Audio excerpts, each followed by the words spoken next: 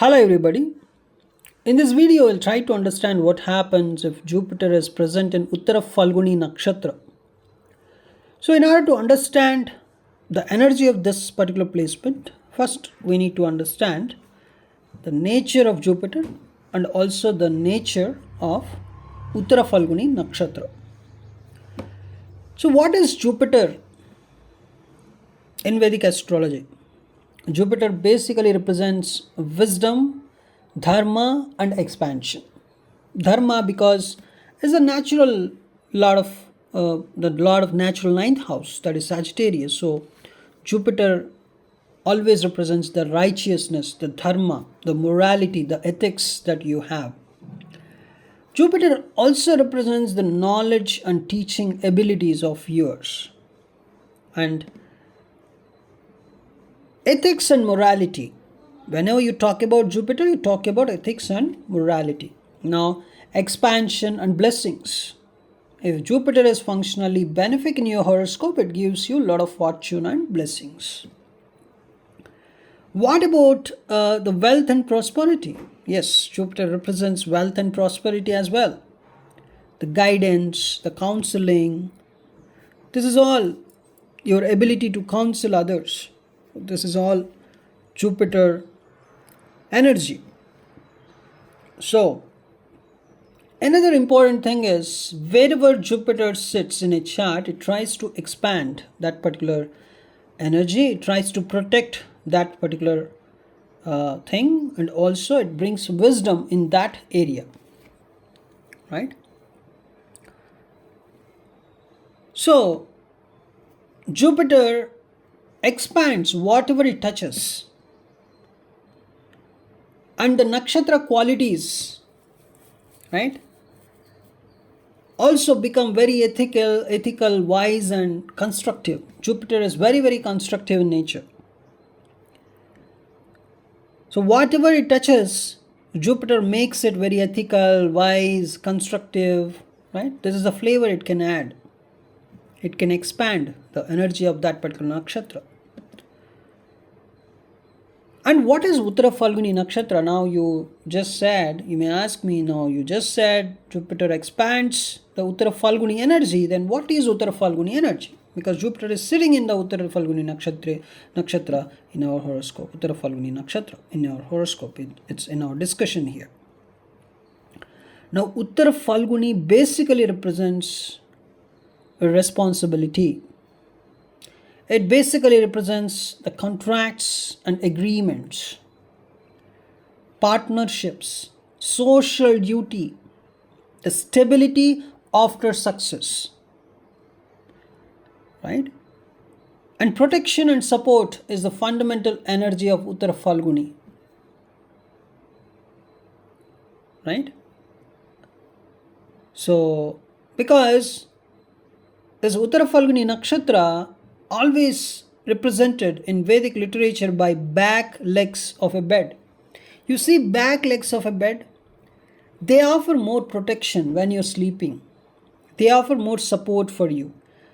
They offer a lot of stability, right? Even there are no front legs, let us say, you can still sleep with the support of back legs. Of course, the bed would be tilted, but still it supports.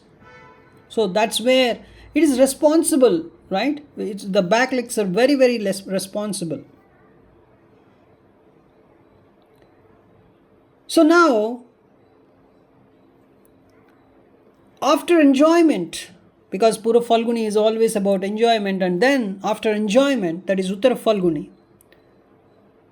Now, while discussing the soul's journey, if you observe, Magha is where the soul has achieved some royal throne, and now in Pura Falguni it enjoyed, it took a lot of rest, it relaxed, enjoyed a lot. Now comes the responsibility and commitment in Uttara Falguni.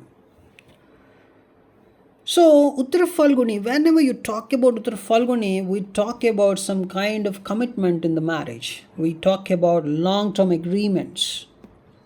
We talk about supporting others, social respect. So basically, it is treated as a very good nakshatra, Uttara Falguni. And the ruler of this particular nakshatra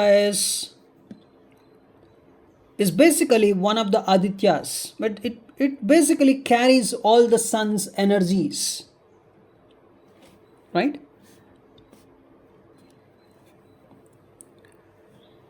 So this one of the 12 Adityas, right, which is Aryaman, we say, he is very much famous for this marriage relationships or marriage partnerships, agreements, social bonds. That is all uttaraphalguni. Whenever you talk about uttaraphalguni, you're talking about some kind of agreement. You talk about some kind of commitment. You talk about some kind of responsibility. Now we both are married. We should stay together for a long time. That's a kind of contract. That's a kind of agreement. It's a bond. That energy. Now, so far I enjoyed in Pura Falguni. The soul says I enjoyed in Pura Falguni. Now I am in Uttara Falguni. Now I am here to do some responsibility. I have the commitment to complete the responsibility. Right?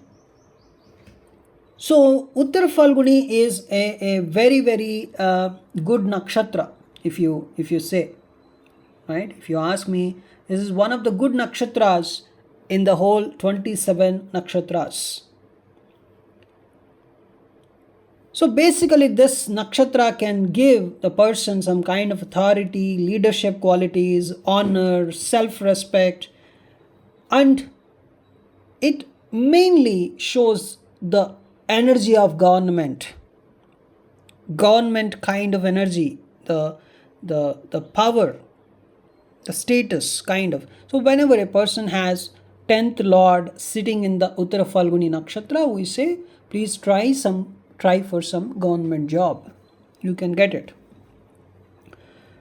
So that is the sun's leadership qualities you can observe in Uttara Falguni, and the Aryaman's qualities like marriage, partnerships, bonds, agreements, this whole thing, right? See, even the sun lord has an agreement here with all of us that he always rises in the east, he always comes by morning, he comes here, he wakes up, and he does it every day without fail. He does it. That's the kind of agreement he has. He always follows that agreement because of this energy of Aryaman, right? The kind of when I see Jupiter and Uttara Falguni, I feel this energy is a kind of noble energy. It's a dharmic, it's a righteous energy. I feel it's very good energy. So this placement creates a person who wants to help others through guidance, who wants to form some ethical partnerships, take responsibility for society also. Right? This person can become a very good teacher, because Jupiter itself is a teacher. What kind of teacher? Is Uttara Falguni related teacher. That's a teacher with some responsibility. I don't say it's a teacher with a lot of knowledge. I say a teacher with a lot of responsibility. A teacher with a lot of commitment. An advisor, a leader with some good commitment, a leader with some agreement, a protector with some agreement. Right? That's the energy. They see this particular native having Jupiter and Uttara Falguni believes strongly in fair agreements and justice, some kind of securities they believe in. So this is my life, I want this much of security, I am going to do this for my life security. This is my bond, this is my agreement, this is what I do regularly, I am committed to do this particular activity regularly. Is an agreement, commitment. I have good commitment to do this. So this is the behavior. So I see this kind of commitment. When a person has that commitment, he does. Some of the times I feel it's a repetition. They do some of the things daily, every day the same thing, kind of.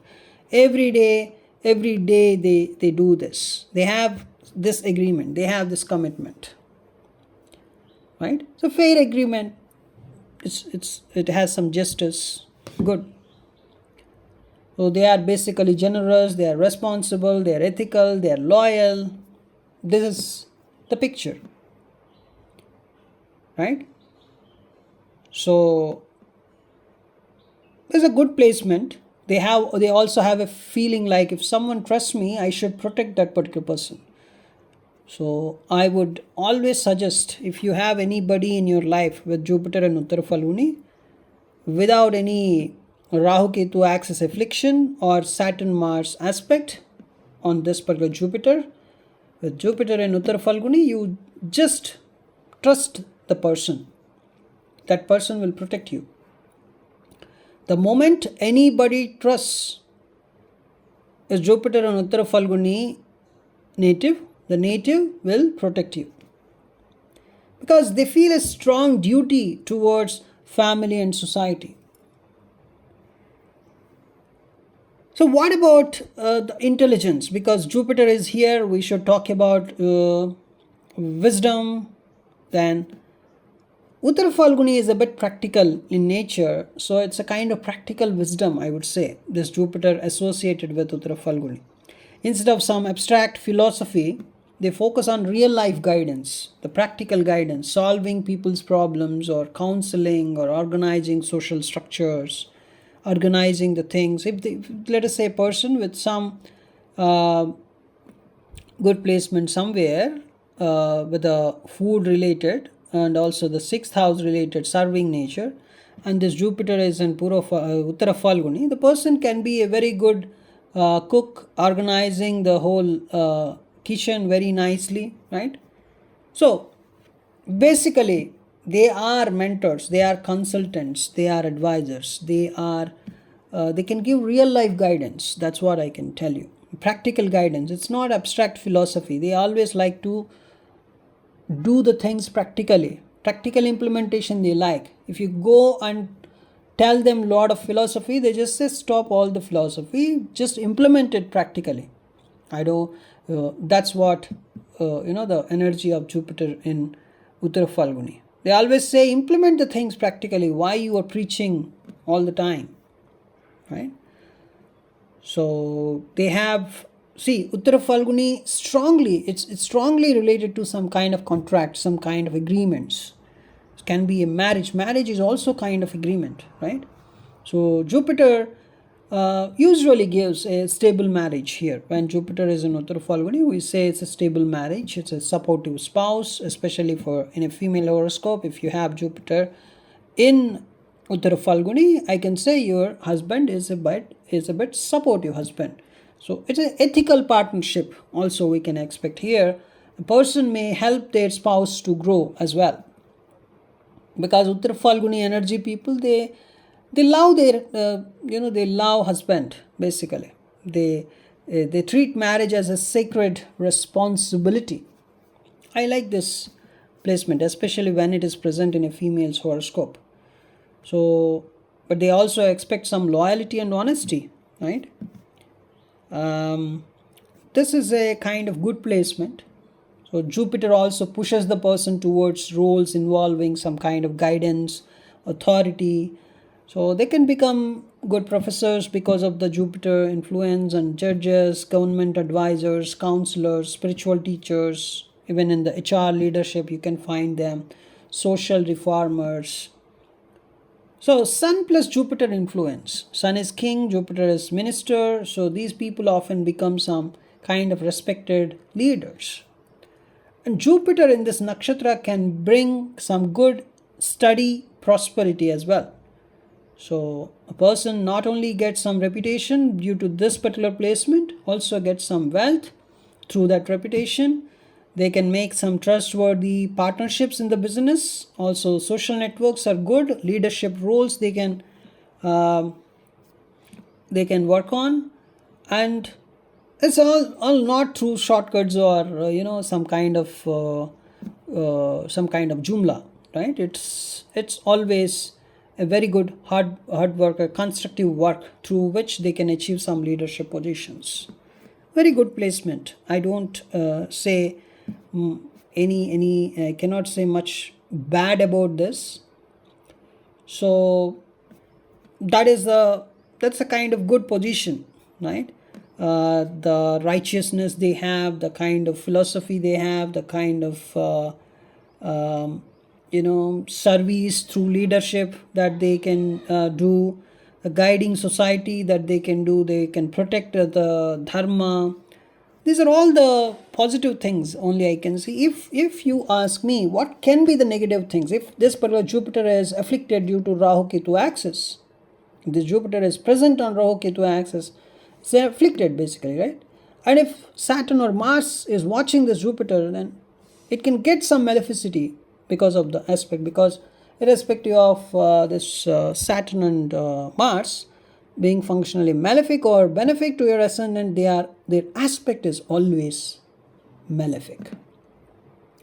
So possible problems, if you ask me, is a kind of pride.